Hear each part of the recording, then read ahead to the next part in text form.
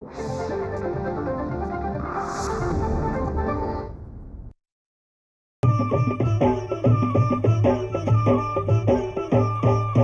काळी आई धनधान्य देई, ही काळी आई धनधान्य देई, जोडते मनाची नाती आमची माती, आमची माणसं,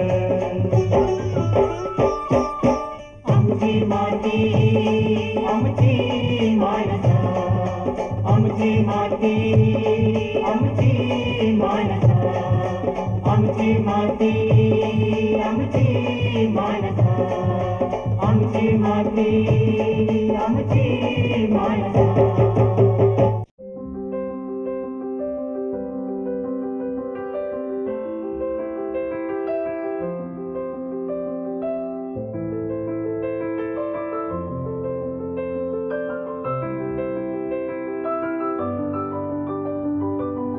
गेल्या काही वर्षात शेतीत अनेक बदल होत आहेत, प्रयोगही होत आहेत.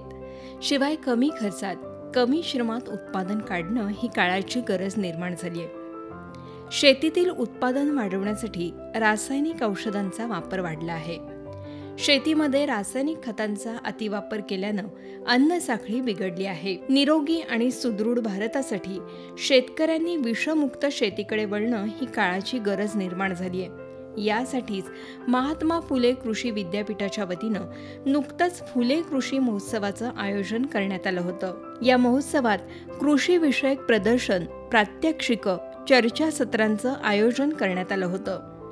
आपण जे अन्न खातो हे विषमुक्त, रसायनमुक्त असायला हवं, यासाठी कृषी विद्यापीठाच्या वतीनं या महोत्सवात शाश्वत शेतीवर आधारित असे तुलनात्मक प्रयोग शेतकऱ्यांना प्रत्यक्ष पाहता आले. त्यामुळे शेतकऱ्यांना निश्चित असं योग्य मार्गदर्शन आणि दिशा मिळाली.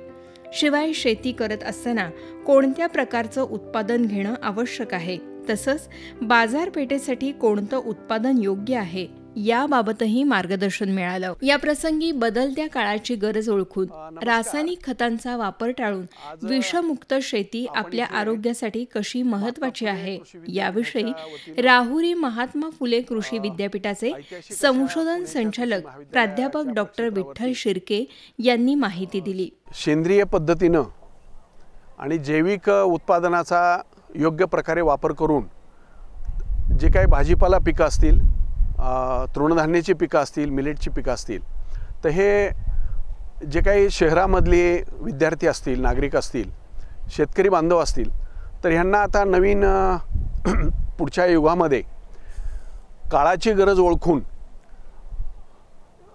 कमीत कमी रसायनं पिकामध्ये असण्यासाठी कशा प्रकारे शेती करावी याविषयीचं प्रात्यक्षिकाच्या रूपानं शेतकऱ्यांना आणि इतरांना, नागरिकांना पाहायला मिळावं अशा दृष्टीनं हा उपक्रम इथं उभारण्यात आलेला आहे. मनुष्याच्या आहारामध्ये जास्तीत जास्त आहारामध्ये कशाचा समावेश होतो आहे, तर भाजीपाला हा प्रामुख्याने घेतला जातो आणि त्यानंतर फळं असतील, तृणधान्य, कडधान्य, तेलबिया पिकं हा नंतरचा भाग आहे. परंतु अवशेष जे रसायनांचा अवशेष आहे हा मुख्यत्वे स्रोत कुठून आहे, भाजीपाल्यामध्ये आहे, त्यानंतर फळामध्ये आहे. तर हा अवशेष आपल्याला, मनुष्य प्राण्याला हानिकारक आहे की आपल्याला जर पुढचा नागरिक आणि देशाचा नागरिक हा सदृढ आणि योग्य प्रकारे जर आपल्याला मनुष्य इथं ठेवायचा असेल तर आपल्याला पोषण मूल्य ही मोठ्या प्रमाणामध्ये योग्य प्रकारे दिले पाहिजे आणि कमीत कमी रसायनांचा वापर करून आणि जीविताच्या दृष्टीनं चांगल्या प्रकारची कमी रसायनमुक्त असलेली शेती करण्याची आवश्यकता आहे.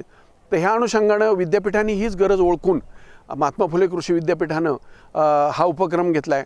आपल्याला विद्यापीठाने विकसित केलेले विविध पिकांचे वाण असतील तर हे दाखवण्याची सुरुवात विद्यापीठानं प्रथमच 2005 साली त्यावेळेचे तत्कालीन कुलगुरू डॉक्टर आर.बी. देशमुख यांनी राहुरी विद्यापीठाच्या प्रक्षेत्रावर सुरुवात केली की विद्यापीठाची ताकद कशात आहे, तर पिकं शेतकऱ्यांना शेतावर दाखवणं ही विद्यापीठाची ताकद आहे. मग त्याला जोडून नंतर जे पूरक व्यवसाय आहेत, पूरक उत्पादन आहेत त्याविषयीचे प्रदर्शन भरवणं.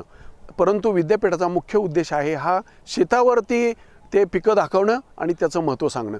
तर अशाच अनुषंगानं हा प्रयोग आपण पुण्याच्या कृषी महाविद्यालयामध्ये इथं घेतलेला आहे आणि ह्याच्यामधून भाजीपाला हा महत्त्वाचा भाग आहे, कारण भाजीपाला दैनंदिन आपल्या आहारामध्ये येतो. तर हा भाजीपाला कमीत कमी कसा रसायनाचा असेल आणि त्याचे अवशेष आपल्या पिकामध्ये येणार नाहीत, जेणेकरून मनुष्याच्या आहारामधून आणि त्याच्या प्रकृतीवर परिणाम होणार नाही, ही काळाची गरज आहे. त्यानुसार ते आपण इथं केलं. तर विद्यापीठाने विकसित केलेली उत्पादनं त्याच्यामध्ये जैविक खते, कीटकनाशके, तर ह्याचा आपण विद्यापीठाच्या उत्पादनांचा वापर केलेला आहे आणि रसायनांचा आपण वापर टाळलेला आहे.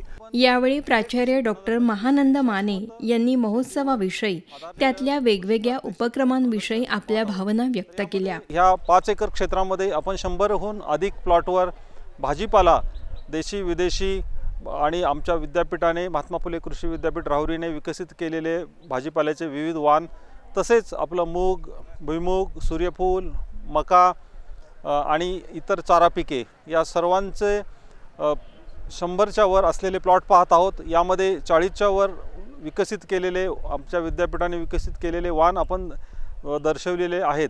तर हे जे प्रात्यक्षिक आहे ते सर्व नागरिक, शेतकरी यांनी पाहावं यासाठी आपण खुलं ठेवण्यात आलेलं आहे. आणि यामध्ये आपण जास्तीत जास्त जैविक निविदांचा वापर केलेला आहे. मग यामध्ये जीवामृत आहे, नंतर दशपर्णी अर्क आहे, अग्निअस्त्र आहे, ब्रह्मास्त्र आहे, तसेच वर्मी वॉश आहे आणि आपले जे कृषी महाविद्यालयाच्याच प्रयोगशाळांमध्ये निर्माण केलेली जी विविध जैविक निविदा आहेत त्यांचाच वापर आपण इथे केलेला आहे. तर ह्या जास्तीत जास्त जैविक निविदांचा वापर करून पीक अति चांगलं कसं येतं हे पाहण्याची एक चांगली संधी इथे आहे. याशिवाय आपण इथे प्रदर्शनसुद्धा मांडलेलं आहे. त्यामध्ये मग शेती जमीन विकसित करण्यासाठी, जमिनीची गुणवत्ता वाढवण्यासाठी चारी विद्यापीठांनी केलेलं संशोधन, तसेच इतर कंपन्या करत असलेलं संशोधन, याशिवाय क्रॉप पेस्ट अँड डिसीज मॅनेजमेंटमध्ये चारी कृषी विद्यापीठांचं आणि वेगवेगळ्या कंपन्यांचं संशोधन, फार्म मशिनरीवर केलेलं संशोधन, त्याशिवाय स्टार्टअप्स आणि शेतकऱ्यांनी विकसित केलेल्या जुगाड टेक्नॉलॉजी त्या रिफाईन कशा करता येतील, याशिवाय सबसर्फेस ड्रेनेज सिस्टीमचा आपला एक सुंदर 2 एकरवर ही प्रणाली आपण बसवण्यात आलेली आहे. नंतर कांदा बीजोत्पादन आणि याशिवाय मधुमक्षिका पालन, nursery management, hi tech farming, greenhouse cultivation, hydroponics, aeroponics आणि use of drones in agriculture, use of AI in agriculture, different mobile apps आणि डिफरंट सेन्सर्स आणि IoT, internet of things in agriculture, ह्या सर्वांचं प्रदर्शन आणि प्रात्यक्षिक इथे ठेवण्यात आलेलं आहे. माती ज्यावेळी सुरक्षित राहील, माती आणि पाणी हे जमिनीचे शाश्वत स्रोत आहेत आणि ते ज्यावेळी सुरक्षित राहतील त्यावेळी पीक चांगलं येईल. पीक चांगलं आल्यानंतर आपलं आरोग्य चांगलं होईल.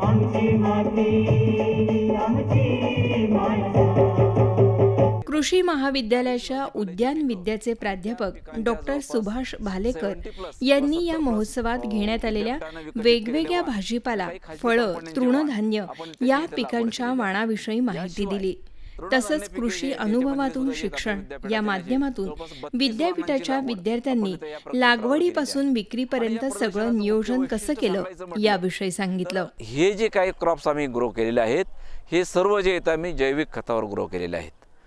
आणि जैविक खतावर ग्रो करत असताना जे तर जसं सुरुवातीला पूर्वतयारी आपण काय केली असं सांगायचं म्हटलं तर आमच्याकडं जो एक केमिस्ट्रीला जे आहे तर व्हर्मी कंपोस्ट तयार करण्याचा प्रकल्प आहे.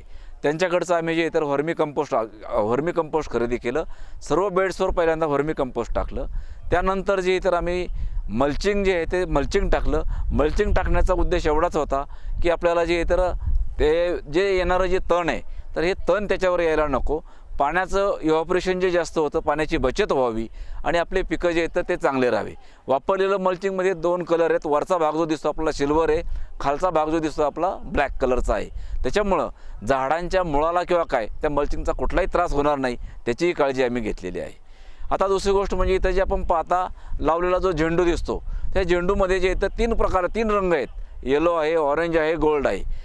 परंतु आपल्याला आकर्षण म्हणून लावण्याचा उद्देश आहेच, पण त्याशिवाय याच्यामध्ये जे एक फोर्टिफाईड वाल ज्याला म्हणतो आपण, तर ती फोर्टिफाईड वाल म्हणजे की पिकावर येणारी जी कीड असते ती एक ट्रॅप क्रॉप म्हणून जी तर झेंडूकडं आकर्षली जाते आणि त्यामुळे ती सगळी कीड जी येते ती झेंडूकडं जाते. आणि त्या झेंडूवर ज्यावेळेस आपण समजा नीम ऑइल किंवा करंज ऑइल याचे जे स्प्रे घेतो तर त्याच्यामध्ये जे तर ही कीड जी आहे तर आपल्याला ही होत नाही. दुसरी गोष्ट म्हणजे आपण इथं जर पाहिलं तर आपण एक एकात्मिक कीड नियंत्रण केलेलं आहे. इथं आपण चिकट सापळे वापरलेले आहेत. त्याच्यामध्ये जे आहेत आपल्याला पिवळ्या रंगाचे आहेत, निळ्या रंगाचे आहेत. नंतर फ्रूट फ्लायसाठी जे तर आपण मिथिल युजेनियलचे काही ट्रॅप्स लावलेले आहेत. त्यामुळे इथं जे काही समजा आपल्याला फळमाशीचा त्रास होणार होता, तो फळमाशीचा त्रास आपल्याला सर्व वेलवर्गीय पिकांमध्ये होतो आणि काही टोमॅटो असेल, वांगा असेल तर याच्यामध्येही होतो. त्यामुळं आपण जर ते ट्रॅप पाहिले तर त्या ट्रॅपमध्ये तुम्हाला कमीत कमी प्रत्येक ट्रॅपमध्ये 25 ते 30 माश्या आत्ता तुम्हाला पाहायला मिळतील. म्हणजे आपण फळमाशीचं नियंत्रण जे येतं त्या ट्रॅपमधनं केलेलं आहे. फुलकिडे असतील, पांढरी माशी असेल, याचं नियंत्रण जे तर आपण ह्या चिकट सापळ्यांच्या माध्यमातून केलेलं आहे. याशिवाय आपण काही सोलर ट्रॅपसुद्धा ठेवलेले आहेत. आज शाश्वत शेती ही काळाची गरज बनली आहे. रसायनयुक्त शेती आरोग्यासाठी फायद्याची आहे याविषयी तसंच प्रदर्शनातील वेगवेगळ्या वाणांविषयी कृषी वनस्पती शास्त्र विभागाचे प्राध्यापक दत्तात्रय लाड यांनी सांगितलं. आपण जर हे प्रदर्शन बघितलं याच्यामध्ये तर हे अगदी सुरुवातीपासून कुठल्याही प्रकारचं रासायनिक खते किंवा आपण पेस्टिसाइडचा वापर केलेला नाही. यामध्ये अगदी सुरुवातीपासून लागवडीपासून आपण व्हर्मी कंपोस्टची सुरुवातीला लागवड करत असताना आपण याला ॲप्लिकेशन केलेलं आहे. आणि त्याच्यानंतर जे काही बीज प्रक्रिया जी महत्त्वाची असते तर बीज प्रक्रिया करत असताना आपण ॲझोटोबॅक्टर असेल किंवा ट्रायकोडर्मा असेल, PSB असेल याचा समावेश केलेला आहे. सुरुवातीला ज्या काही सकिंग पेस्ट या पिकावरती असतात तर त्या ज्या रस शोषणाऱ्या अळींचा प्रादुर्भाव कमी करण्यासाठी किंवा त्याची प्रतिकार क्षमता कमी करण्यासाठी आपण या पिकावरती नीम ऑइल किंवा आपण शतपर्णी ऑइलचा आपण या ठिकाणी वापर करण्यात आलेला आहे. या पिकामध्ये जर आपण बघितलं तर कुठल्याही प्रकारचं पेस्टिसाइड्स हे आपण वापरलेले नाही. त्यामध्ये आपण विशेषतः जीवामृत असेल किंवा ब्रह्मास्त्र असेल किंवा त्यामध्ये काही वर्टिसिलियम असेल किंवा त्याच्यामध्ये मेटारायझिमचा याचा आपण जास्तीत जास्त वापर केलेला आहे. आणि जवळपास या प्रक्षेत्रावरती जे काही आपल्याला दिसतंय तर हे जे पिकं आहेत हे अगदी कुठल्याही प्रकारचा आपण रासायनिक खताचा वापर न करता सुद्धा अगदी चांगल्या पद्धतीने पिकांचा स्टँड या प्रक्षेत्रावरती आहे. आणि या प्रक्षेत्राच्या या कृषी प्रदर्शनाच्या माध्यमातून एक असं सांगू इच्छितो मी शेतकऱ्यांना की आपण यापुढेही जे रेसिड्यू फ्री शेती आहे, शाश्वत शेती आहे ही घेणं ही काळाची गरज आहे. कारण आपण आता जर बघतो तर काही पेस्टिसाइडचा जास्त प्रमाणात वापर असेल किंवा रासायनिक खताचा जास्त प्रमाणात वापर असेल तर त्याचा अतिरेक आपल्याला हा टाळा तर पाहिजेच. आणि आपण जास्तीत जास्त हे आपण जे रेसिड्यू फ्री शेती आहे या शेतीकडेच आपण जास्त शेतकऱ्यांनी लक्ष देणं गरजेचं आहे. कृषी महोत्सवाच्या माध्यमातून शेती विकासातलं आधुनिक तंत्रज्ञान शेतकऱ्यांना प्रत्यक्ष पाहता आलं. शेतकऱ्यांमध्ये जागरूकता निर्माण करण्यासाठी अशी शेतीविषयक प्रदर्शनं तालुका स्तरावर वारंवार होणं गरजेचं आहे असं प्रतिपादन कृषी आयुक्तालय कृषी प्रक्रिया नियोजनचे कृषी संचालक विनय कुमार आवटे यांनी सांगितलं.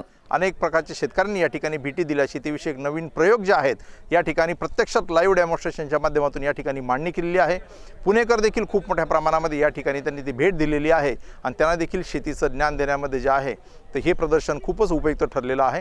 अशा प्रकारची प्रदर्शनं ही गावोगावी तालुका स्तरावर देखील मोठ्या प्रमाणामध्ये होणं आवश्यक आहे, जेणेकरून शेती विकासामध्ये जे काही आधुनिक तंत्रज्ञान आहे ते जलद गतीने शेतकऱ्यांपर्यंत जाऊ शकेल. आणि याच्यासाठी माझा कृषी विभाग हे नेहमीच सहकार्यासाठी पुढे असेल.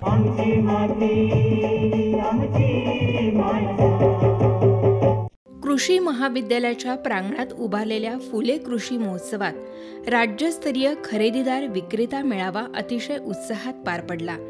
याला उत्स्फूर्त प्रतिसादही मिळाला. शिवाय मोठ्या प्रमाणात खरेदी विक्रीचे व्यवहार झाले. या मेळाव्यात महिला उद्योजकांची संख्याही लक्षणीय होती. यावेळी कृषी महोत्सवात सहभागी झालेल्या शेतकरी उत्पादक कंपन्या तसंच स्मार्ट प्रकल्पांतर्गत स्थापित झालेले शेतकरी उत्पादक कंपन्यांचे स्टॉल यालाही मोठ्या प्रमाणात ग्राहकांचा प्रतिसाद मिळाला. तसंच या महोत्सवात फुले कृषी सावित्री जत्रेचंही आयोजन करण्यात आलं होतं. यामध्ये वेगवेगळ्या बचत गटाच्या माध्यमातून निर्माण केलेल्या ग्रामीण रुचकर पदार्थांचं, वस्तूंचं प्रदर्शन भरवण्यात आलं होतं. नागरिकांनी याला उत्तम प्रतिसाद दिला. यावेळी बचत गटाच्या महिला अध्यक्षांनी आपल्या उत्पादनाविषयी माहिती दिली. मी आवळा प्रोडक्शन लावलेलं आहे. आपलं आवळा प्रोडक्ट आहे, आवळा कॅन्डी. माझ्याकडे 15 प्रोडक्ट आहेत आवळा कॅन्डीचे. आवळा गुळाची कॅन्डी, आवळा मधाची कॅन्डी, आवळा मसाला कॅन्डी आहे आणि आवळा ज्यूस पण आपण आणलेले आहेत वेगवेगळ्या प्रकारचे. जेव्हा मला हे प्रॉडक्ट बनवायचे असतील तेव्हा मी बचत गटातल्याच महिलांना काम देते आणि त्यांच्याकडूनच सर्व पॅकिंग वगैरे किंवा घरातली काही माणसं सगळेजण मला पॅकिंगला वगैरे सगळ्याला मदत करतात. आणि ह्यातूनच ज्या बचत गटातल्या महिला आहेत गोरगरीब गरजू त्यांना मी रोजगार उपलब्ध करून दिलेला आहे. चव घेतात प्रॉडक्टची, आवडतंही त्यांना. काहीतरी वेगळं म्हणजे युनिक मिरचीचं लोणचं हे म्हणतात असं आम्हाला खायलाच मिळालं नाही. मला हा खूप म्हणजे अनुभव आला. उपासाचं जेव्हा मी लिंबाचं लोणचं त्यांना दाखवलं ते सुद्धा म्हटले अशा प्रकारची टेस्टच आम्हाला मिळाली नाही. आम्ही महिला बचत गटाच्या माध्यमातून आम्ही नाचणीचे पापड, पालकाचे पापड, उपासाची चकली असे बरेच कुरडई, शेवई आणि आम्ही मूळमध्ये म्हणजे डिंकाचे लाडू, हळीवाचे लाडू, मेथीचे लाडू आणि इतर शेंगदाण्याचे लाडू असे इतर सर्व पदार्थ, चकली, भाजणी चकली आम्ही सर्व पदार्थ बनवतो. आणि अशी आम्हाला उमेदने जी बाजारपेठ उपलब्ध करून दिली, खरंच उमेदचा आम्ही सर्व आभारी आहे. 5 दिवस चालणाऱ्या या महोत्सवाला पुणेकरांनी उत्स्फूर्त प्रतिसाद तर दिलाच, शिवाय आपल्या विद्यार्थ्यांना शेतीविषयी आस्था निर्माण व्हावी यासाठी वेगवेगळ्या शाळांनी भेटी दिल्या. या प्रदर्शनामुळे आपल्याला शेतीविषयी बऱ्याच गोष्टींचं मार्गदर्शन मिळाल्यानं आपल्याला खूप आनंद झाल्याचं विद्यार्थ्यांनी सांगितलं. या प्रदर्शनात आम्हाला वेगवेगळ्या भाज्या, फुलं, वेगवेगळे जुन्या काळाचे कंदमुळं, वेगवेगळ्या शेती पद्धती, ड्रोननी फवारणी कशी करतात या प्रदर्शनात बघण्यास मिळाले. विविध फुलांची, फळांची, विविध खाद्यपदार्थांची आम्हाला इथे माहिती मिळाली. इथे खूप छान झाडं पण लावली आहेत. इथे भेट द्यायला मला खूप आवडलं. या प्रदर्शनात कृषी विषयक विकसित तंत्रज्ञान शेतकऱ्यांना प्रत्यक्ष अनुभवता आलं. जसं की औषधं, खतं फवारणीसाठी ड्रोनचा वापर शेतीत किती उपयुक्त आहे याचं प्रात्यक्षिक दाखवण्यात आलं. शिवाय घरच्या घरी वेगवेगळी पिकं घेणाऱ्या तंत्राची माहितीही देण्यात आली. ही माहिती तज्ज्ञांमार्फत तसंच महाविद्यालयातील विद्यार्थ्यांकडून देण्यात आली. एकूणच या महोत्सवाला मिळालेल्या प्रतिसादानं शेतीतील रासायनिक खतांचा वापर कमी करून सेंद्रिय आणि शाश्वत शेतीला प्रोत्साहन देणं हा उद्देश सफल झालं असंच म्हणावं लागेल. कारण आज यामुळे शेतकऱ्यांना तसंच या प्रदर्शनाला भेट दिलेल्या प्रत्येकाला रसायनमुक्त शेती तंत्रज्ञानाची माहिती मिळाली. शिवाय नागरिकांना सुरक्षित आणि आरोग्यदायी अन्न मिळण्याची प्रेरणा मिळाली. सगळ्यात महत्त्वाचं म्हणजे अन्न निर्मितीच्या प्रक्रियेतील पारदर्शकता वाढवून शेतकरी आणि ग्राहक यांच्यात थेट संपर्क साधण्याचा यशस्वी प्रयत्न झाला. शाश्वत शेतीसाठी शेती विकासातलं आधुनिक तंत्रज्ञान शेतकऱ्यांपर्यंत पोहोचवण्यासाठी असे कृषी महोत्सव वारंवार होणं ही काळाची गरज आहे.